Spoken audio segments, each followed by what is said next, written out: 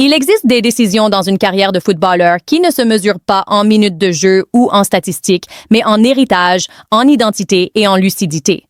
Ces décisions ne font pas toujours la une des journaux au moment où elles sont prises, mais elles définissent un parcours pour toujours. Ces dernières années, plusieurs joueurs formés en France ont compris une chose essentielle. Attendre indéfiniment l'équipe de France peut coûter une carrière internationale entière. L'exemple le plus parlant n'est pas forcément celui que l'on croit.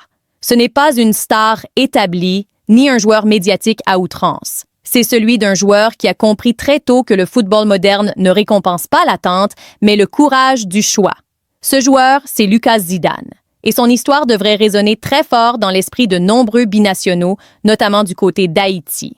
Salut à tous et bienvenue sur Analyse Foot, la chaîne qui décrypte le football sans langue de bois, loin des illusions et au plus proche de la réalité sportive. Ici, on ne vend pas des rêves irréalistes, on analyse les trajectoires, les choix et leurs conséquences. Si ce type de contenu vous parle, abonnez-vous et rejoignez la communauté. Revenons à Lucas Zidane. Fils d'une icône mondiale, il aurait pu s'abriter toute sa carrière derrière un nom, attendre patiemment que les portes s'ouvrent par héritage ou par opportunité médiatique. Il aurait pu continuer à évoluer en Espagne dans un relatif anonymat, espérant un hypothétique regard de l'équipe de France. Il avait d'ailleurs porté le maillot tricolore chez les jeunes, comme beaucoup avant lui. Mais Lucas Zidane a compris une chose fondamentale. Le football international ne se gagne pas avec un passé, mais avec un présent clair. Il a donc pris une décision forte, presque contre-intuitive pour certains.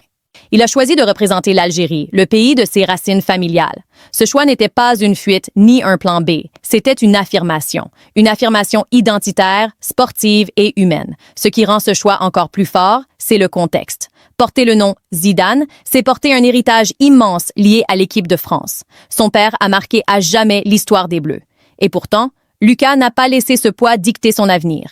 Il a écouté autre chose, la transmission familiale, la mémoire, le lien invisible qui relie un homme à ses origines. Il l'a lui-même expliqué. L'Algérie évoque pour lui son grand-père, la culture, les racines transmises depuis l'enfance. Son grand-père a été un repère central dans cette décision, un guide silencieux mais constant. Dès l'annonce de sa sélection, il n'a cessé de l'encourager, de lui rappeler qu'il faisait le bon choix. Et le terrain lui a rapidement donné raison. Pour sa première apparition avec l'Algérie, Lucas Zidane a livré une prestation solide, sereine, rassurante. Il n'a pas joué comme un joueur en quête de reconnaissance, mais comme un gardien pleinement investi dans un projet collectif. Son sélectionneur a immédiatement salué son sang-froid, soulignant la sécurité qu'il apportait à l'équipe. En un match, il a dissipé les doutes, convaincu les sceptiques et gagné le respect du vestiaire. Le public algérien ne s'y est pas trompé. Chaque ballon touché était salué, chaque arrêt applaudi.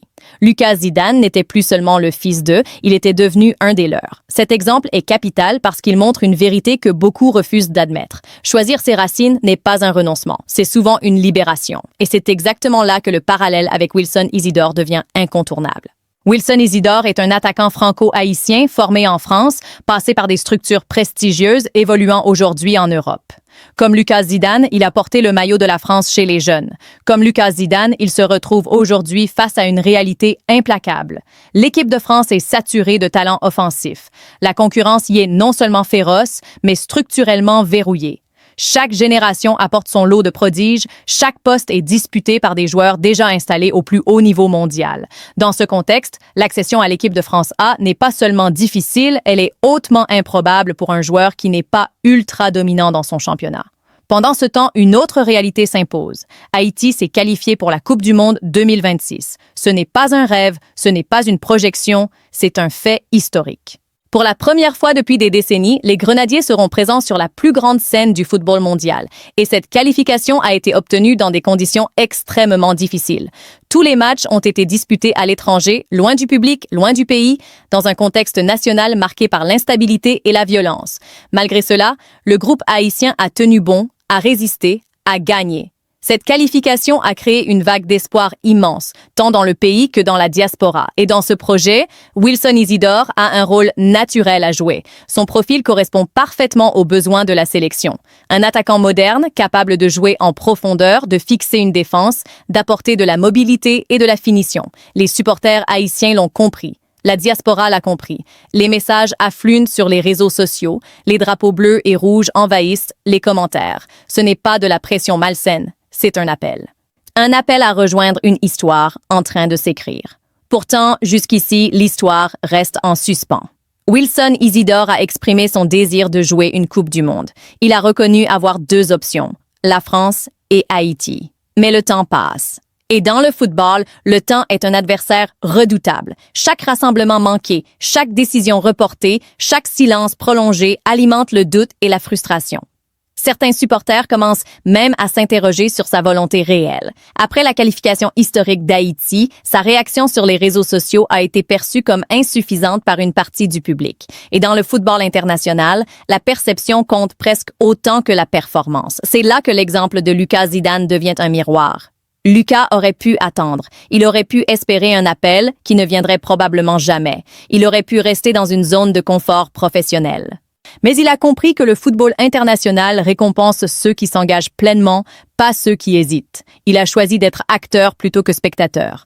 Haïti offre aujourd'hui exactement cela à Wilson Isidore, la possibilité d'être un acteur majeur d'un projet historique. Pas un joueur de rotation, pas une option secondaire, mais un élément central. Au-delà du sport, ce choix aurait une portée symbolique immense. Dans un pays en difficulté, le football devient un vecteur d'unité, un moment de respiration collective. Le sélectionneur haïtien l'a clairement exprimé, ces joueurs sont des ambassadeurs. Ils portent bien plus qu'un maillot, ils portent un espoir. Lucas Zidane a compris que jouer pour ses racines, ce n'est pas seulement jouer au football, c'est honorer une histoire familiale, une transmission, un héritage. Il a accepté cette responsabilité et en a fait une force. Wilson Isidore est aujourd'hui face à la même croisée des chemins. Il peut continuer à attendre une reconnaissance hypothétique dans un système ultra compétitif ou il peut choisir d'embrasser un projet où il compte réellement. L'histoire montre que ceux qui choisissent leurs racines avec conviction ne le regrettent presque jamais. Lucas Zidane en est la preuve vivante. Et son message est clair. Le courage du choix vaut toujours plus que la peur de renoncer. La question n'est donc plus de savoir si Haïti est un bon choix. La question est de savoir si Wilson Isidore est prêt à écrire sa propre histoire maintenant, tant que la porte est grande ouverte. La question qui se pose maintenant n'est plus émotionnelle, elle est strictement rationnelle. Dans le football moderne, une carrière internationale ne se construit pas sur ce que l'on espère devenir, mais sur ce que l'on est au moment précis où une sélection a besoin de vous. Et c'est exactement là que beaucoup de binationaux se trompent. Ils confondent patience et immobilisme, ambition et attente passive. Wilson Isidore n'échappe pas à cette réalité. Le football français, contrairement à ce que certains pensent, n'est pas un espace d'attente bienveillante. C'est un système ultra compétitif, structuré, impitoyable, où chaque poste est surveillé par des dizaines de profils équivalents ou supérieurs, souvent plus jeunes, parfois plus médiatisés et surtout déjà intégrés au projet à long terme. Didier Deschamps ne sélectionne pas des joueurs pour leur potentiel symbolique ni pour leur histoire personnelle.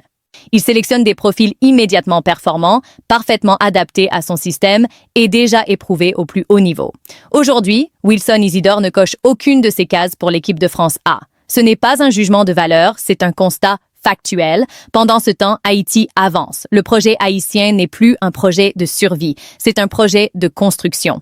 La qualification pour la Coupe du Monde 2026 a changé le statut de la sélection. Elle est désormais observée, analysée, respectée. Les adversaires ne la prennent plus à la légère. Les instances internationales parlent d'un parcours remarquable. La diaspora se mobilise. Les joueurs issus de l'étranger répondent de plus en plus présents. Haïti n'est plus une sélection de passage, c'est une sélection d'opportunités. Une opportunité unique pour des joueurs comme Wilson Isidore de devenir des références internationales. Et c'est ici que le timing devient crucial. Une Coupe du Monde ne se prépare pas à la dernière minute. Les groupes se stabilisent, les automatismes se construisent, les hiérarchies s'installent. Chaque rassemblement, sans décision claire, éloigne un joueur du cœur du projet. Dans l'histoire du football, des dizaines de joueurs ont raté une Coupe du Monde, non pas par manque de talent, mais par excès d'attente. Ils ont cru qu'une grande sélection finirait par les appeler. Ils ont cru que le temps jouerait en leur faveur. Il a joué contre eux. Lucas Zidane, encore une fois, a compris cette mécanique. En rejoignant l'Algérie, il ne s'est pas contenté de changer de nationalité sportive. Il a sécurisé son avenir international, il a intégré un groupe, un staff, une vision, il a gagné du temps, ce capital le plus précieux dans une carrière. Et surtout, il a envoyé un signal clair, je suis disponible, engagé, investi. C'est exactement ce signal que Haïti attend de Wilson Isidore. Pas une déclaration ambiguë, pas un message de félicitations à distance, mais un engagement concret. Parce que le football international fonctionne aussi sur la confiance. Les sélectionneurs construisent avec des joueurs fiables, présents, constants. Un joueur qui hésite trop longtemps finit toujours par être perçu comme une option secondaire, même s'il est talentueux. Et dans une Coupe du Monde, il n'y a pas de place pour les options secondaires. Le paradoxe, c'est que beaucoup de binationaux pensent qu'accepter une sélection dite moins prestigieuse est un risque pour leur carrière. L'histoire récente prouve exactement l'inverse. Jouer une Coupe du Monde, peu importe le maillot, expose un joueur au monde entier. Scouts, clubs, médias, sponsors, tout converge vers cet événement. Un bon mondial peut transformer une carrière en quelques semaines. Rester spectateur, en revanche, ne transforme rien. Wilson Isidore a aujourd'hui un choix simple mais déterminant. Soit il continue à attendre un hypothétique appel qui ne viendra peut-être jamais, soit il choisit d'entrer dans l'histoire avec une sélection qui a besoin de lui maintenant. Haïti ne lui promet pas une place par charité. Haïti lui offre une responsabilité, celle d'être un leader offensif, un repère, un symbole pour une génération entière. Dans un pays où le football est plus qu'un sport, où il devient un langage commun, un refuge, une fierté collective. Le contexte haïtien est difficile, personne ne le nie. Mais c'est précisément dans ces contextes que les héros sportifs prennent une dimension particulière. Les Grenadiers ne jouent pas seulement pour gagner des matchs, ils jouent pour représenter un peuple souvent privé de bonnes nouvelles. Chaque victoire, chaque qualification, chaque but devient un moment de respiration nationale. Lucas Zidane l'a compris en Algérie. Il aurait pu rester un joueur parmi tant d'autres en Europe. Il a choisi de devenir un symbole. Wilson Isidore a aujourd'hui la même opportunité, peut-être la seule de sa carrière. Le football ne laisse jamais deux fois la même porte ouverte. Et quand une Coupe du Monde se présente, elle ne se négocie pas, elle se saisit. Le temps n'attend personne, encore moins les indécis. Et dans quelques années, la question ne sera plus pourquoi Wilson Isidore n'a-t-il pas choisi Haïti, mais pourquoi a-t-il laissé passer sa Coupe du Monde? Cette réponse, elle se construit maintenant.